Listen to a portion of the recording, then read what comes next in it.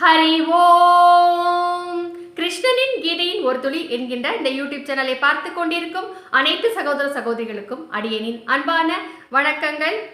எல்லாரும் எப்படி இருக்கீங்க? இறைவன் கிருஷ்ணனுடைய கிருபையால் எல்லாரும் நல்லா இருப்பீங்க. நானும் நல்லா இருக்கேங்க. இன்னைக்கு ஒரு முக்கியமான ஒரு விஷயத்தை நம்ம பார்க்க இருக்கிறோம். அட்சய திருதியை அப்படின்னா என்ன? முதல்ல அதை தெரிஞ்சுக்குவோம். அட்சயம் அப்படின்னா அள்ள அள்ள குறையாத அப்படின்னு ஒரு பொருள். இப்படி அள்ள அள்ள குறையாத திருதியைனா திதிகளில் 3வது திதி, அவ்வளோதாங்க. இந்த அட்சய திருதியைக்கு அப்படி என்ன மகத்துவங்க? ஏன் அந்த நாளில் தங்கம் வாங்குவது மிகவும் சிறந்தது என்று கூறப்படுகிறது அப்படிங்கிறத நம்ம பார்ப்போம். தீபாவளி இருக்குது, பொங்கல் இருக்குது, புது வருஷ பிறப்பு இருக்குது, அதே போல் ஆங்கில வருட பிறப்பு ஜனவரி 1, இன்னும் நம்ம பர்த்டே இருக்குது, நம்முடைய வெட்டிங் டே இருக்குது இல்லையா? அது எல்லாமே நம்முடைய வாழ்க்கையில் நல்ல நாள் தான். இருந்தாலும் இந்த அட்சய திருதியைக்கு ஏன் அவ்வளவு பெரிய மகத்துவம் அப்படின்னு நாம் இன்னைக்கு பார்ப்போம். அட்சய திருதியை இன்னைக்கு இந்த தங்கம் வாங்கும் பொழுது தங்கம் நல்லா வீட்டில் சேர்ந்துக்கிட்டே போகும் அப்படின்னு சொல்லுவாங்க. அது மட்டும் அல்லாமல் இந்த அட்சய திருதியைக்கு தங்கம் தான் வாங்கணும் அப்படின்னு கிடையாது. இப்போ தங்கம் இருக்கிற விலைக்கு தங்கம் நம்மளால் வாங்க முடியாது. நிறைய பேரால் வாங்க முடியாது, ஒரு சிலர் மட்டும்தான் வாங்குறாங்க. அப்படி வாங்க முடியாதவங்க எப்படி பூஜை செய்கிறது, எப்படி மகாலட்சுமியுடைய அருளை பெறுவது அப்படிங்கிறத நம்ம பார்ப்போம். முதல்ல அட்சய திருதியினுடைய மகத்துவத்தை தெரிந்து கொள்வதற்காக நான் ஒரு கதை சொல்கிறேங்க. அந்த கதையை நீங்கள் கேளுங்க. ஆதிசங்கரர் அப்படிங்கிறவர் யார் அப்படின்னு உங்களுக்கு எல்லாருக்குமே நல்லா தெரியும் இல்லையா? அவர் மிகப்பெரிய ஒரு பிரம்மச்சாரி. பிரம்மச்சாரி அப்படின்னா சுத்த சன்னியாசி அப்படின்னு பொருளுங்க. சுத்த சன்னியாசிகளுக்கு உரித்தான உண்மையான கடமை அப்படிங்கிறது என்னன்னா, அவங்க கிட்ட அடுத்த வேளை சாப்பாட்டுக்கு கூட பணம் இருக்கக்கூடாதுங்க. ஆனால் இப்போ இருக்கிற பிரம்மச்சாரிகள் சாமியார்கள் கிட்ட தான் நிறைய கோடியா பணம் இருக்கு இல்லையா? ஆனால் உண்மையான ஒரு சன்னியாசி கிட்ட பொருட்செல்வம் இருக்கவே கூடாது. அப்படி வாழ்ந்தவர் தான் ஆதிசங்கரர். அவர் அவங்க சரிங்க, அடுத்த வேளை சாப்பாட்டுக்கு கூட அவங்ககிட்ட பணம் இருக்கக்கூடாது அப்படின்னா அப்போ அவங்க என்ன சாப்பிடுவாங்க இல்லையா? அது ஒரு கேள்வி இல்லையா? அவங்க என்ன பண்ணுவாங்கன்னா, அவங்களுக்கும் பசிக்கும். அவங்க பசிக்கும் பொழுது யாராவது ஒரு வீட்டில் போய் நின்று பவதி பிச்சாந்தேகி அப்படின்னு பிச்சை கேட்டு அங்கே யார் எந்த அன்னத்தை அவங்களுக்கு அந்த பிச்சை பாத்திரத்தில் கொடுக்குறாங்களோ அந்த சாப்பாடை தான் அவங்க சாப்பிடுவாங்க. சரிங்களா? அப்படி அவர் ஆதிசங்கரர் ரொம்ப அவரை பற்றி சொல்லணும்னா நிறைய சொல்லலாங்க. அவர் நாராயணருடைய மேலேயும் நிறைய ஸ்லோகங்கள் எழுதியிருக்காருங்க. நாராயண ஸ்தோத்திரம் அப்படின்னுலாம் இருக்குது. அதே மாதிரி மகாலட்சுமி மேலே நான் இப்போ சொல்ல போகிற கனகதாரா ஸ்தோத்திரம்னு நிறைய ஸ்தோத்திரங்கள் பாடியிருக்காரு. அது மட்டும் இல்லாமல் வில்வ மகிம ஸ்தோத்திரம் அப்படின்னு இருக்குது.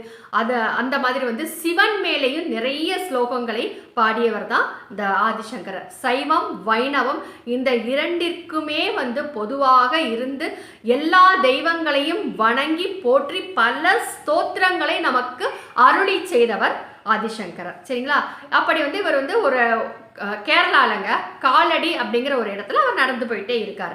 அப்படி போயிட்டு இருக்கும் பொழுது பெரிய பெரிய வீடெல்லாம் வருது, வரிசையா பெரிய பெரிய மாளிகைகள் பங்களாலாம் வரிசையா வருது. இருந்தாலும் அவங்க கிட்ட போய் நின்று அவருக்கு பிச்சை வேணும் அப்படின்னு வாங்கி சாப்பிடணும் அப்படின்னு தோணலை.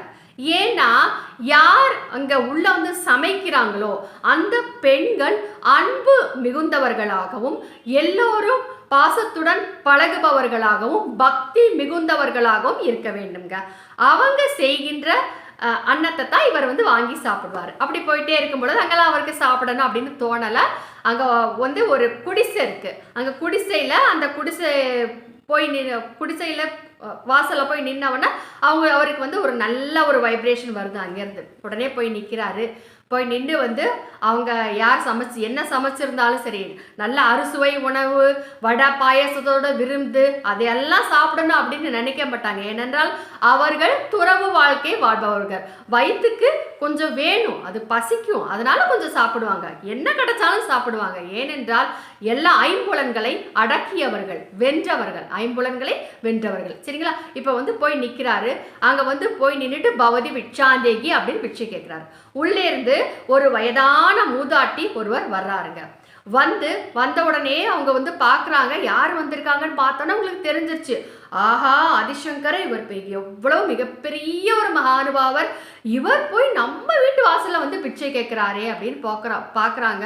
அப்புறம் உள்ளே போகிறாங்க. அவங்களுக்கு அப்படியே கண்ணில் தண்ணி தாரையாக அப்படியே கொட்டுது. ஏன்னா அவங்க சமைச்சே ஒரு வாரம் ஆச்சு. அந்த அளவுக்கு அவங்க வந்து பஞ்சம். அவங்கக்கிட்ட வந்து காசே இல்லை. அவங்கக்கிட்ட அவங்க சமைச்சு அந்த காலத்துலலாம் விறகடுப்பு தானுங்களே, அந்த விறகடுப்பில் சமைக்காமல் அந்த விறகடுப்பே குளிர்ந்து போய் அந்த விறகு அடுப்புக்கு உள்ளே போய் அந்த குளிர்ச்சியின் காரணமாக பூனை போய் தூங்கியிருக்குமா. அந்த அளவுக்கு அவங்க வந்து பஞ்சத்தில் இருக்காங்க, சமைக்கலை. நம்மக்கிட்ட போய் எவ்வளோ பெரியவர் வந்து பிச்சை கேட்குறாங்களே அப்படின்ட்டு ரொம்ப அழுகுறாங்க. மகாலட்சுமி தாயாரை வந்து கும்பிட்றாங்க. எல்லா தெய்வங்களையும் அவங்க வழிபாடு பண்ணுறாங்க. என்ன இவருக்கு கொடுக்க அப்படின்னு பார்க்கும் பொழுது அவங்க வீட்டில் வந்து ஒரே ஒரு நெல்லிக்காய் இருக்குங்க, பெரிய நெல்லிக்காய். அதை வந்து அவங்க வந்து ஊறுகாய் மாதிரி போட்டு வச்சுருக்காங்களே. நம்ம அந்த ஒரு நெல்லிக்காய் இருந்துச்சு. அந்த நெல்லிக்காவை எடுத்துகிட்டு போய் அங்கே ஆதிசங்கரருடைய அந்த பிட்சை பாத்திரத்தில் கொண்டு போய் சேர்க்குறாங்க.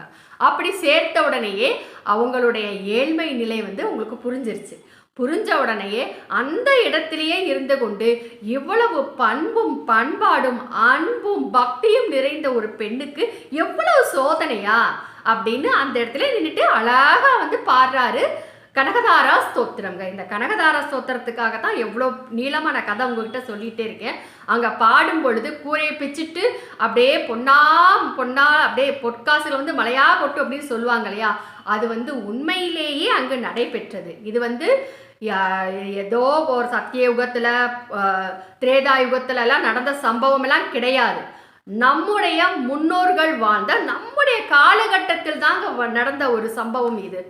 அப்படி அவர் நின்றுட்டு அந்த கனகதாரா ஸ்தோத்திரத்தை சொல்ல மேலே ஆகாயத்தில் இருந்து கொண்டு மகாலட்சுமி தாயார் அருள்மாறி பொழிகிறாரு. அங்கிருந்து அவங்க கரங்களில் இருந்து பொன்னாலான நெல்லிக்கனிகள் மழையா பொழிஞ்சிச்சான் அவங்க வீட்டில். அப்படி வந்து ஒரு பொன்னாலான நெல்லிக்கனிகள் மலையாக பொழிவித்த ஸ்தோத்திரம் தான் இந்த கனகதாரா ஸ்தோத்திரம். ஏன் இப்போ வந்து இந்த எவ்வளோ நீளமாக நான் கதை சொல்லிட்டே இருக்கேன்னா, இந்த கனகதாரா ஸ்தோத்திரம் கூறப்பட்ட நாள் அட்சய திருதியை அன்றுதாங்க. ஆகவேதான் எந்த ஒரு நாளுக்கும் இல்லாத மகத்துவம் வந்து இந்த அட்சய திருதியை அன்றைக்கு இருக்கிறது. ஆகவே தான் நம்ம வந்து அந்த தங்கத்தை வாங்குறதுக்கு கடைக்கடையாக போகிறோம். சரிங்க, இப்போ வந்து இந்த கனகதாரா ஸ்தோத்திரத்தை வந்து நீங்கள் அட்சய திருதியை அன்று காலையிலோ மாலையில், அட்சய திருதியை தூங்கக்கூடிய நேரம் என்ன அப்படிங்கிறத நான் சொல்கிறேங்க. 29/4/2025 மாலை 5:30 மணிக்கு மேலே ஆரம்பிச்சிருது.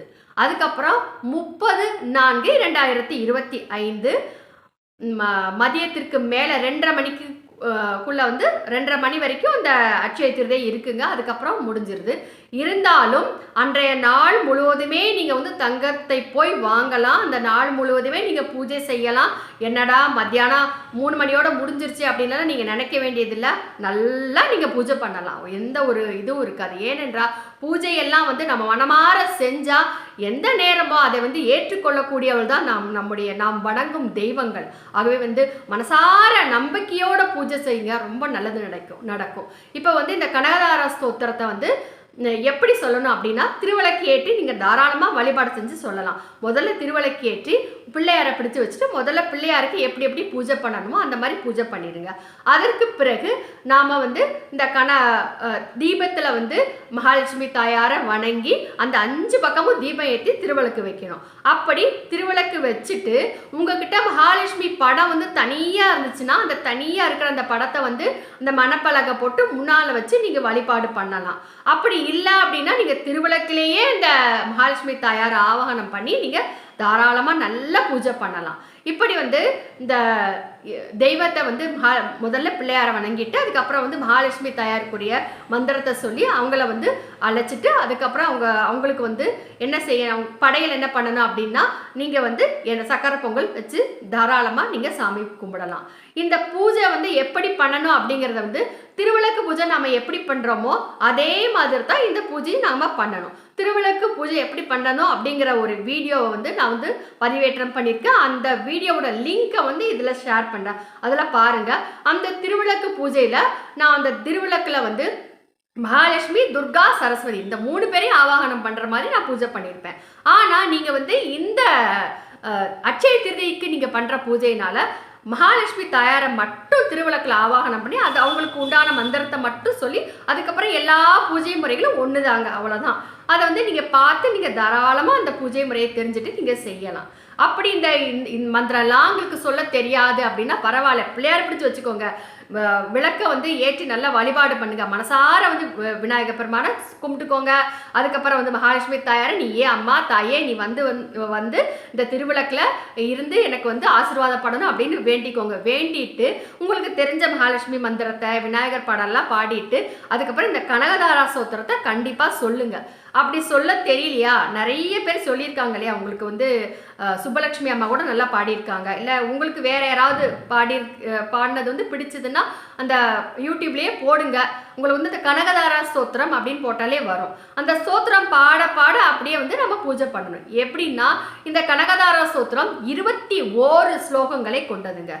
ஆகவே வந்து 21 1 ரூபா காசு, இல்லாட்டி 2 ரூபா காசு, இல்லாட்டி 5 ரூபா காசு, 10 ரூபா காசு, உங்களுக்கு எது உங்களுக்கு வசதியோ அந்த மாதிரி நீங்கள் எடுத்து வச்சுக்கலாம். வச்சுட்டு ஒவ்வொரு ஸ்லோகம் முடியும் பொழுதும் ஒரு காசு, கொஞ்சம் அட்சதை, கொஞ்சம் புஷ்பம், இந்த 3ஐயும் சேர்த்து திருவிளக்கருடைய பாதத்தில் சமர்ப்பணம் பண்ணணும். அட்சதை எப்படி பண்ணணும்னா பச்சரிசி, மஞ்சத்தூள், நெய் இந்த 3ஐயும் பிசைஞ்சு அட்சதை பண்ணணும். தண்ணி சேர்க்காம பண்ணணும். சரிங்களா? இந்த விஷயத்தை நீங்கள் தெரிஞ்சுக்கோங்க. இப்படி வந்து நீங்கள் வந்து வழிபாடு பண்ணலாம். பண்ணிட்டு கடைசியில் வந்து உங்களுக்கு வந்து ஏதாவது நீங்கள் நெய்வேத்தியத்துக்கு பண்ணியிருக்கீங்கன்னா உங்களுக்கு நெய்வேத்திய மந்திரம் தெரிஞ்சால் சொல்லுங்கள். அப்படி நெய்வேத்தியெல்லாம் எப்படி பண்ணணும்னு தெரிஞ்சுக்கணுன்னா இந்த வீடியோவை பாருங்கள். இல்லை எங்களால் எங்களுக்கெல்லாம் அதெல்லாம் சொல்ல வராதுமா அப்படின்னா, அம்மா என்னோட நெய்வேத்தியத்தை என்னோட பிரசாதமாக நீ ஏற்றுக்கோ அப்படின்னு நீங்கள் சொன்னாலே போதும். அவ்வளோதான், உங்களுக்கு வந்து கண்டிப்பாக அருள் கிடைக்கும். இந்த தினத்தன்று இந்த கனகதார ஸ்தோத்திரத்தை சொன்னாலே உங்களுக்கு நல்ல ஒரு விஷயங்கள் அடுத்தடுத்து உங்களுக்கு நடக்கும். சரிங்க, உங்களால் தங்கம் வாங்க முடிஞ்சால் வாங்கி வந்து வச்சு வழிபாடு பண்ணலாம். இல்லையா 1 கிலோ கல் உப்பு வாங்கிக்கோங்க. அதுக்கப்புறம் மஞ்சத்தூள், இந்த 2ஐயும் வாங்கி பக்கத்தில் அந்த திருவிளக்கு பக்கத்திலே வச்சு நீங்கள் வழிபாடு செஞ்சு அதற்கு பிறகு நீங்கள் சைவம் சமைக்கும் பொழுது இந்த 2ஐயும் நீங்கள் வந்து யூஸ் பண்ணிக்கலாம். அவ்வளோதாங்க. இதில் வந்து 21 ஸ்லோகத்தில் ஒரே ஒரு இந்த ஸ்லோகம் நான் இப்போ சொல்கிறேன். இது சொல்லும் பொழுது தான் இந்த பொன்னாலான நெல்லிக்கனிகள் மழையா பொழிஞ்சதுங்க. அந்த ஸ்லோகத்தை மட்டும் நீங்கள் மனப்பாடம் பண்ணி வச்சுட்டு நீங்கள் வீட்டில் தினமும் காலையிலையும் மாலையிலையும் சொல்லலாம். இல்லை பெருமாள் கோவிலுக்கு போகும்போது தாயார் சந்நிதிக்கு முன்னால் நின்று இந்த ஸ்தோத்திரத்தை நீங்கள் சொல்லலாம். அப்படி சொல்லும் பொழுது உங்களுக்கு நல்ல பலன் எப்போவுமே கிடைக்கும். ஆகவே வந்து இந்த ஸ்தோத்திரத்தை நான் சொல்கிறேன், கேளுங்க.